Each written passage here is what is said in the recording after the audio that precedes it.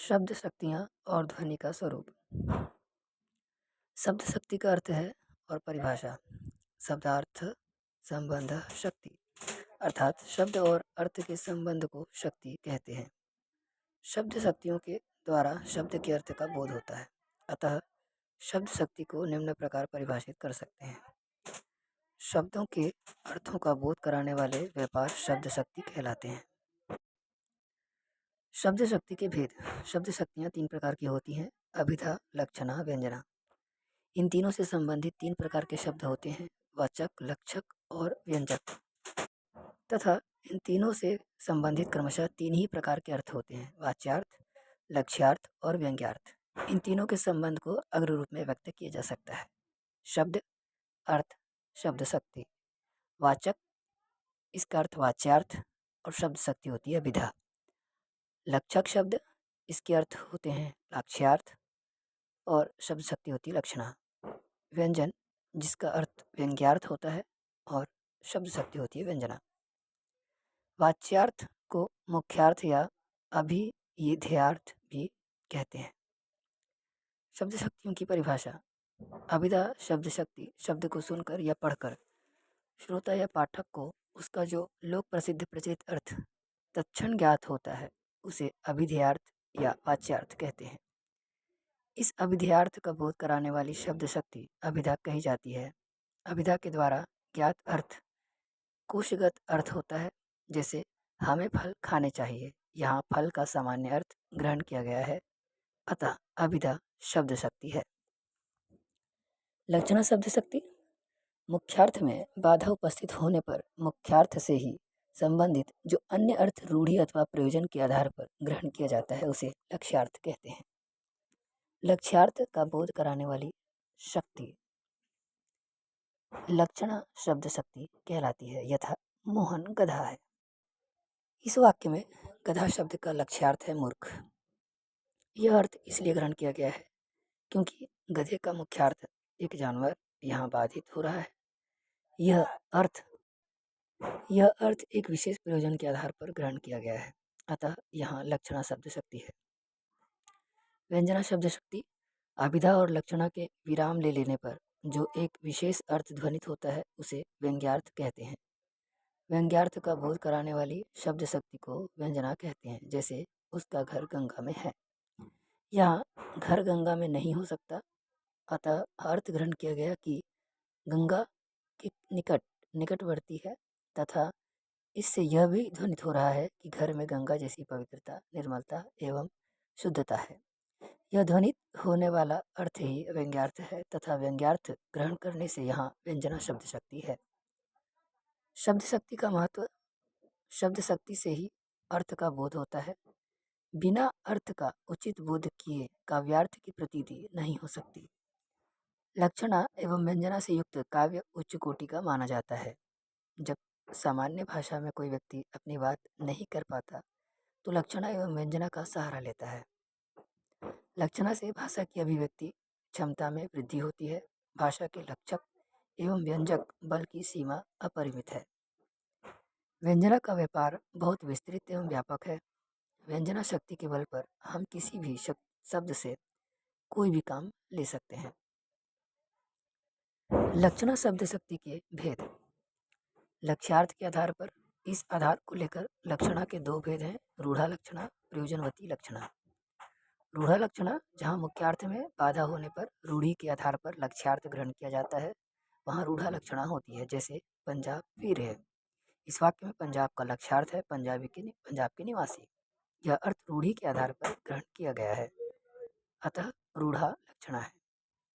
प्रयोजनवती लक्षणा, मुख्यार्थ में बाधा होने पर किसी विशेष प्रयोजन के लिए जब लक्ष्यार्थ का बोध किया जाता है वहाँ प्रयोजनवती लक्षणा होती है। जैसे मोहन गधा है, वाक्य में गधा का लक्ष्यार्थ मूर्ख लिया गया है और यह मोहन की मूर्खता को व्यक्त करने के प्रयोजन से लिया गया है, अतः यह प्रयोजनवती लक्षणा है। मुख्यार्थ एवं लक्ष्यार्थ के संबंध के आधार पर इस आधार पर लक्षणा के दो भेद हैं: गौणी लक्षणा, शुद्धा लक्षणा। गौणी लक्षणा, जहाँ गुण सादृश्य के आधार पर लक्ष्यार्थ का बोध होता है वहाँ गौणी लक्षणा होती है। जैसे मोहन शेर है, इस वाक्य में मोहन को वीर दिखाने के लिए उसको शेर कहा गया है, अर्थात मोहन में और शेर में सादृश्य है, अतः यहाँ गौणी लक्षणा है। शुद्धा लक्षणा, जहाँ गुण सादृश्य को छोड़कर अन्य किसी अवधारणा आधार यथा समीपता, साहचर्य, आधार आधेय संबंध के आधार पर लक्ष्यार्थ ग्रहण किया गया हो, वहाँ शुद्धा लक्षणा होती है। यथा लाल पगड़ी आ रही है, यहाँ लाल पगड़ी का अर्थ है सिपाही। इन दोनों में साहचर्य संबंध है, अतः शुद्धा लक्षणा है। मुख्यार्थ है या नहीं के आधार पर लक्षणा के भेद। लक्ष्यार्थ के कारण मुख्यार्थ पूरी तरह समाप्त हो गया है या बना हुआ है, इस आधार पर लक्षणा के दो भेद किए गए हैं, उपादान लक्षणा, लक्षण लक्षणा। उपादान लक्षणा, जहाँ मुख्यार्थ बना रहता है तथा लक्ष्यार्थ का बोध मुख्यार्थ के साथ ही होता है, वहाँ उपादान लक्षणा होती है। जैसे लाल पगड़ी आ रही है, इसमें लाल पगड़ी भी आ रही है और लाल पगड़ी पहने हुए सिपाही भी आ रहे हैं। यहाँ मुख्यार्थ लाल पगड़ी के साथ साथ लक्ष्यार्थ सिपाही का बोध हो रहा है, अतः यह उपादान लक्षणा है। लक्षण लक्षणा, इसमें मुख्यार्थ पूरी तरह समाप्त हो जाता है तभी लक्ष्यार्थ का बोध होता है। जैसे मोहन गधा है, लक्षण लक्षणा का उदाहरण है। सारोपा एवं साध्य वसाना लक्षणा। सारोपा लक्षणा, जहाँ उपमेय और उपमान में भेद आरोप करते हुए लक्ष्यार्थ की प्रतीति हो, वहाँ सारोपा लक्षणा होती है। इसमें उपमेय भी होता है और उपमान भी। जैसे उदित उदयगिरी मंच पर रघुबर बाल पतंग, यहाँ उदयगिरी रूप मंच पर राम रूपी प्रभातकालीन सूर्य का उदय दिखाकर उपमेय पर उपमान का अभेद आरोप किया गया है, अतः सारोपा लक्षणा है। साध्य वसाना लक्षणा, इसमें केवल उपमान का कथन होता है, लक्ष्यार्थ की प्रतीति हेतु उपमेय पूरी तरह छिप जाता है। जैसे जब शेर आया तो युद्ध क्षेत्र से गीदड़ भाग गए, यहाँ शेर का तात्पर्य वीर पुरुष से और गीदड़ का तात्पर्य कायरों से है। उपमेय को पूरी तरह छिपा देने के कारण यहाँ साध्य वसाना लक्षणा है। व्यंजना शब्द शक्ति के भेद। शाब्दी व्यंजना, जहाँ शब्द विशेष के कारण व्यंग्यार्थ का बोध होता है और वह शब्द हटा देने पर व्यंग्यार्थ समाप्त हो जाता है, वहाँ शाब्दी व्यंजना होती है। जैसे चिरजीवो जोरी जुरै क्यों न स्नेह गंभीर, को घटी ए वृषभानुजवे हलधर के वीर। यहाँ वृषभानुजा हलधर के वीर शब्दों के कारण व्यंजना सौंदर्य है। इनके दो दो अर्थ हैं, राधा गाय तथा श्री कृष्ण बैल। यदि वृषभानुजा हलधर के वीर शब्द हटा दिए जाएं और इनके स्थान पर इनके अन्य पर्यायवाची शब्द रख दिए जाएं तो व्यंजना समाप्त हो जाएगी। शाब्दी व्यंजना को पुनः दो वर्गों में बांटा गया है, अभिधा मूल शाब्दी व्यंजना, लक्षणा मूल शाब्दी व्यंजना। अभिधा मूल शाब्दी व्यंजना, जहाँ पर एक ही शब्द के नाना अर्थ होते हैं, वहाँ किस अर्थ विशेष को ग्रहण किया जाए इसका निर्णय अभिधा मूला शाब्दी व्यंजना करती है। यह ध्यान देने योग्य बात है कि अभिधा मूला शाब्दी व्यंजना में शब्द को पर्याप्त पर्याय रख देने से व्यंजना का लोप हो जाता है तथा व्यंग्यार्थ का बोध मुख्यार्थ से के माध्यम से होता है। जैसे सुहत नाग न मन मद बिना तान बिना नहीं राग, यहाँ पर नाग और राग दोनों शब्द अनेकार्थी हैं, परंतु वियोग कारण से इनका अर्थ नियंत्रित कर दिया गया है, इसलिए यहाँ पर नाग का अर्थ हाथी और राग का अर्थ रागिनी है। अब यदि यहाँ नाग का वची भुजंग रख दिया जाए तो व्यंग्यार्थ समाप्त हो जाएगा। लक्षणा मूला शाब्दी व्यंजना, जहाँ किसी शब्द के लाक्षणिक अर्थ से उसके व्यंग्यार्थ पर पहुँचा जाए और शब्द का पर्याय रख देने से व्यंजना का लोप हो जाए, वहाँ लक्षणा मूला शाब्दी व्यंजना होती है। यथा आप तो निरय वैशाख नंदन है, यहाँ वैशाख नंदन व्यंग्यार्थ पर लक्ष्यार्थ के द्वारा पहुँचना होता है, लक्ष्यार्थ है मूर्खता।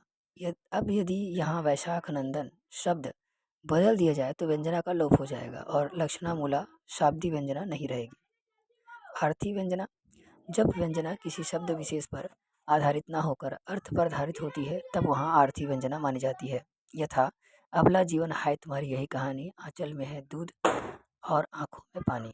यहाँ नीचे वाली पंक्ति से नारी के दो गुणों की व्यंजना होती है, उसका ममत्व भाव एवं कष्ट सहने की क्षमता। यह व्यंग्यार्थ किसी शब्द के कारण न होकर अर्थ के कारण है, अतः आर्थी व्यंजना है। यह व्यंजना तीन प्रकार की हो सकती है, अभिधा मूला, लक्षणा मूला एवं व्यंजना मूला आर्थी व्यंजना। एक अन्य आधार पर व्यंजना के तीन भेद किए गए हैं, वस्तु व्यंजना, अलंकार व्यंजना, रस व्यंजना।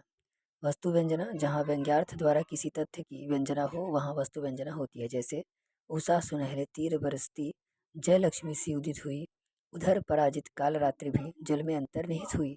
यहाँ रात्रि बीत जाने और हृदय में आशा के उदय आदि की सूचना व्यंजित की गई है, अतः वस्तु व्यंजना है। अलंकार व्यंजना, जहाँ व्यंग्यार्थ किसी अलंकार का बोध कराए वहाँ अलंकार व्यंजना होती है। जैसे उठे स्वस्थ मनो ज्यों उठता है क्षितिज बीच अरुणोदय कांत, लगे देखने क्षुब्ध नयन से प्रकृति विभूति मनोहर शांत। यहाँ उत्प्रेक्षा अलंकार के कारण व्यंजना सौंदर्य है, अतः इसे अलंकार व्यंजना कहेंगे। रस व्यंजना, यहाँ व्यंग्यार्थ से रस व्यंजित हो रहा हो वहाँ रस व्यंजना होती है। यथा जब जब पनघट जाऊं सखीरी, वा जमुना के तीर, भरी भरी जमुना उमड़ी चलती है इन नयनन के तीर नीर। यहाँ स्मरण संचारी भाव की व्यंजना होने से वियोग एवं रस व्यंजित है, अतः रस व्यंजना है। ध्वनि का स्वरूप, भारतीय काव्य शास्त्र में ध्वनि सिद्धांत का विशेष महत्व है, जो काव्य के 6 संप्रदायों में से एक माना गया है। इन संप्रदायों के नाम एवं उनके प्रवर्तक आचार्य निम्नवत हैं। संप्रदाय का नाम, प्रवर्तक आचार्य। रस संप्रदाय के प्रवर्तक आचार्य हैं आचार्य भरत मुनि। अलंकार संप्रदाय के प्रवर्तक हैं आचार्य भामह। रीति संप्रदाय के प्रवर्तक आचार्य वामन। वक्रोक्ति संप्रदाय आचार्य कुंतक। ध्वनि संप्रदाय आचार्य आनंदवर्धन तथा औचित्य संप्रदाय आचार्य क्षेमेंद्र इनके प्रवर्तक हैं। ध्वनि संप्रदाय के प्रवर्तन का श्रेय आचार्य आनंदवर्धन को दिया जाता है। उन्होंने अपने ग्रंथ ध्वन्यालोक में ध्वनि का व्यवस्थित एवं व्यापक विवेचन किया है। उन्होंने ध्वनि को काव्य की आत्मा मानते हुए कहा है, काव्यात्मा ध्वनि रीति ही, अर्थात ध्वनि काव्य की आत्मा है। प्रतीयमान अर्थ, आनंदवर्धन ने प्रतीयमान अर्थ को ही ध्वनि माना है। प्रतीयमान अर्थ की प्रशंसा करते हुए वे कहते हैं, प्रतीयमानम पुनरन्यदेव वस्त्वस्ति वाणिषु महाकविनां, यत प्रसिद्धा अवयवतिरिक्तं विभाति लवण्य मिवांग नासु। अर्थात महाकवियों की वाणी में वाच्यार्थ से भिन्न प्रतीयमान अर्थ कुछ और ही वस्तु है, जो सुंदरियों के लावण्य के समान अलग ही प्रकाशित होता है। आचार्य मम्मट ने काव्य के 3 भेद दिए हैं: ध्वनि काव्य, गुणीभूत व्यंग्य, चित्र काव्य। ध्वनि काव्य में वाच्यार्थ की अपेक्षा व्यंग्यार्थ प्रमुख होता है, यही उत्तम काव्य है। गुणीभूत व्यंग्य में वाच्यार्थ या तो व्यंग्यार्थ के समान महत्व का होता है या फिर उससे अधिक प्रभावी होता है। इस प्रकार का काव्य मध्यम कोटि का काव्य है, क्योंकि जबकि चित्र काव्य में व्यंग्यार्थ के नितांत अभाव होता है, उसमें केवल शब्दगत और अर्थगत चारुता ही रहती है। इस प्रकार के काव्य को अधम काव्य कहा जाता है। ध्वनि का उदाहरण द्रष्टव्य है। माली आवत देख गए कलियन करी पुकार, फूली फूली चुनी लई काल हमारी बार। इस दोहे का सामान्य अर्थ माली और कली वाला है, किंतु इसका व्यंग्यार्थ जीवन की क्षणभंगुरता को व्यक्त करता है। इस काल इस सागर से, इस संसार से एक एक करके सबको उठा रहा है। आज एक की बारी है तो कल हमारी बारी होगी। यही कवि का विपरीत अर्थ है, यही प्रतिमान अर्थ है, और यही अर्थ प्रमुख होने से यहाँ ध्वनि काव्य माना जाएगा। ध्वनि के भेद, आचार्यों ने ध्वनि के 51 भेद किए हैं, किंतु उनका मूल आधार शब्द शक्तियों को ही माना है।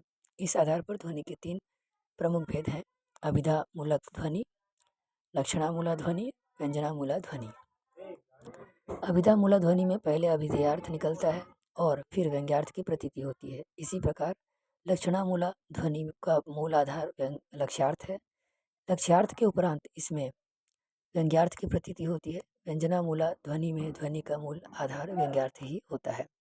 इसके अतिरिक्त 3 प्रकार के ध्वनि भेद और माने गए हैं, जिनका उल्लेख व्यंजना के भेदों के आधार पर अंतर्गत किया जा सकता है, जैसे वस्तु ध्वनि, अलंकार ध्वनि और रस ध्वनि। ध्वनि का महत्व, ध्वनिवादी आचार्य ध्वनि का व्यापक अर्थ ग्रहण करते हैं तथा रस, अलंकार, रीति, गुण, औचित्य आदि सभी तत्वों को ध्वनि का सहायक उत्पादन मानते हैं। ध्वनि सिद्धांत के ने काव्य में व्यंग्यार्थ के महत्व को प्रतिपादित किया तथा रस ध्वनि को काव्य की आत्मा के रूप में प्रतिष्ठित करने में भी इस संप्रदाय का योगदान रहा। इसके अनुसार रस व्यंजना का व्यापार है, यह व्यंग्य ही होता है, यही रस ध्वनि काव्य की आत्मा है। ध्वनिवादियों का यह भी मत है कि केवल शब्दार्थ ही काव्य नहीं है, अपितु उससे ध्वनित एवं व्यंजित होने वाला अर्थ काव्य है। ध्वनि की सत्ता व्यंग्यार्थ पर आधारित है। दूसरे शब्दों में ध्वनि व्यंजना व्यापार है, इसलिए आचार्य आनंदवर्धन ने रस ध्वनि को सर्वाधिक महत्व प्रदान किया। ध्वनिवादी आचार्यों में आनंदवर्धन के अतिरिक्त अभिनवगुप्त, आचार्य मम्मट, विश्वनाथ तथा पंडित राज जगन्नाथ के नाम उल्लेखनीय है। प्रतीयमान अर्थ की महिमा का प्रतिपादन इन सब ने किया है। वास्तव में प्रतिभा संपन्न कवि ही व्यंग्यार्थ अथवा प्रतीयमान अर्थ से युक्त काव्य की रचना कर पाते हैं।